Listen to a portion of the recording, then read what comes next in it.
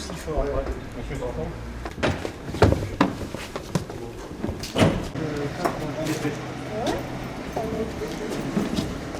Vous êtes pas bien. C'est bon. C'est bon. C'est parti. Ça va?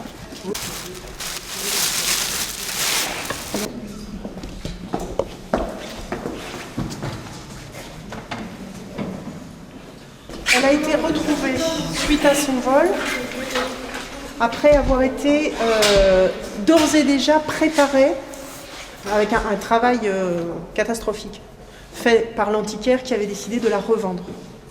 Donc il avait fait passer une restauratrice qui avait fait un travail de cochon destiné à rendre l'œuvre vendable.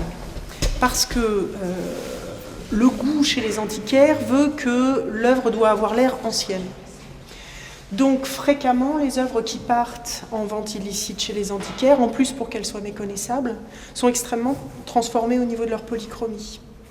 Donc, de façon à savoir ce qu'ils allaient lui faire, ils avaient fait un premier travail préparatoire, qui était un véritable vandalisme, qui avait dégagé en partie toute cette partie-là de la polychromie 19e que vous connaissiez avant, et qui avait, ce qui est quand même un comble, fait des sondages extrêmement lourds, donc enlevé toute la peinture de la moitié du visage de l'enfant et de la moitié du visage de la Vierge.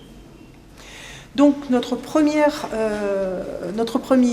réflexe d'abord, ça a été de consolider l'œuvre, parce que comme elle avait été conservée dans de très mauvaises conditions suite à son vol, l'ensemble des polychromies, puisque vous avez bien sûr des couches successives de toutes les fois où elle a été repeinte, la dernière en date que vous voyez ici, c'est la couche 19e, l'ensemble de ces polychromies s'était soulevé à cause de l'humidité, des changements d'hygrométrie, des changements de température. Donc tout était soulevé, tout allait tomber. Donc le premier travail qui a été fait à l'Institut Royal des Beaux-Arts de Bruxelles a été une consolidation générale pour qu'elle puisse voyager. Si on l'avait fait voyager dans l'état où elle était, toute la polychromie tombait. La restauratrice a fait un travail extraordinaire de consolidation. Ça a été des heures et des heures pour consolider les couches picturales par injection à l'arrière de colle organique et par application de fer pour l'application de l'ensemble de la polychromie. Une fois ce travail de consolidation fait, eh bien, il s'est avéré que la partie qui avait été dégagée ici, qui est d'une qualité absolument remarquable et qu'on ne connaît sur aucune autre Vierge d'Auvergne comparable, est majoritairement faite en azurite. L'azurite, c'est une pierre broyée qu'on utilise à partir du 15e, 16e siècle, et qui, si on revenait, comme on l'avait prévu initialement, en restauration dessus pour refaire une fausse couche 19e, si on veut, eh bien on ne pourrait plus jamais la dégager, on ne pourrait plus jamais la voir. Donc ce que vous voyez aujourd'hui, sur toute cette partie-là, c'est ce décor 16e qui était totalement inconnu, qui n'existe sur aucune autre. Par contre, le choix qui a été fait, c'est de rester en 19e sur ici, avec une restauration de l'ensemble. De toute façon, ce choix-là, il nous a été imposé par la restauration 19e. Parce que si vous regardez le bas de la robe qui est là, vous avez des plis extrêmement recherchés. Et bizarrement, quand vous arrivez là, vous n'avez plus aucun pli. Et si vous observez le voile de la Vierge, il s'interrompt très curieusement ici. Alors que normalement, le voile de la Vierge descend. C'est parce qu'en fait, au moment de la restauration 19e, ils ont bûché, donc enlevé de la matière, sur l'intégralité du vêtement de la Vierge ici. Là, vous devriez avoir des plis. Là, vous devriez en avoir aussi. Et là, vous devriez avoir le bas du voile de la Vierge.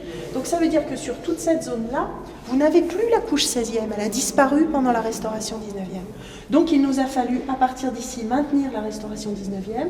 On n'allait pas prendre le risque, seulement sur le visage, de tenter un dégagement de la couche 16e, qui en plus n'était manifestement pas très différente en fait.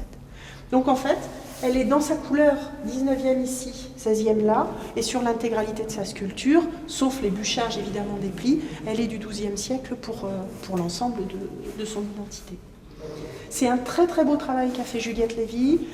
C'est la restauratrice qui dirige le département de formation des conservateurs-restaurateurs à l'Institut national du patrimoine, c'est-à-dire de la plus haute qualification qui existe en Europe au niveau des restaurateurs. C'est elle qui dirige l'atelier de sculpture, c'est elle qui a restauré le Christ Corajoux du Louvre. Donc là, on a eu la meilleure main européenne qui s'est posée sur cette œuvre-là. Et on est vraiment dans des motifs de tissu des robes du XVIe siècle au moment où on fait cette polychromie. On s'aperçoit que le rouge n'est pas, comme on l'a cru, une cochenille donc européenne, mais un insecte d'Asie du Sud-Est qui, à l'époque, n'était absolument pas présent en Europe. Donc ils allaient vraiment chercher leur lac en Chine pour venir faire, dans un atelier de Haute-Loire, l'intégralité des Vierges. C'est vraiment des œuvres de très grand prix à l'époque. C'est ce qu'on fait de mieux, c'est les plus grandes œuvres, c'est des grandes commandes. Il n'y a pas beaucoup de jeux. Hein. Oui, mais par contre, vous êtes je vois là. Faut partir par là. Oui. Encore par là. Pour vous reculer Encore un peu là. Oui. Oui. Voilà, Voilà. vous y étiez presque. C'était mieux.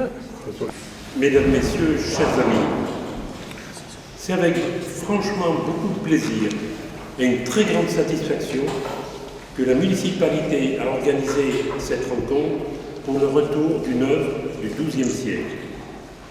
Cette œuvre, dont la dénomination officielle s'intitule Vierge en Majesté, avait pour fonction primitive une sculpture reliquaire. Je ne voudrais pas terminer ces quelques mots sans remercier toutes les personnes, et elles sont nombreuses, et tous les services, et ils sont nombreux, qui nous ont aidés à prendre possession et repossession de cette œuvre.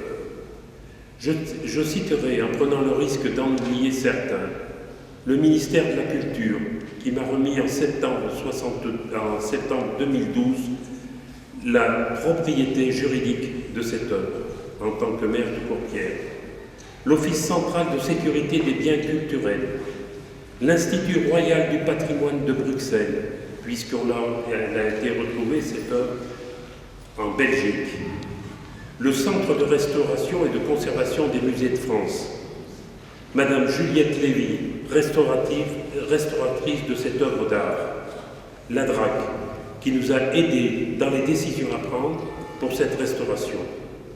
Je vous inviterai tous à venir prendre le verre de la convivialité dans le passage Saint-Martin.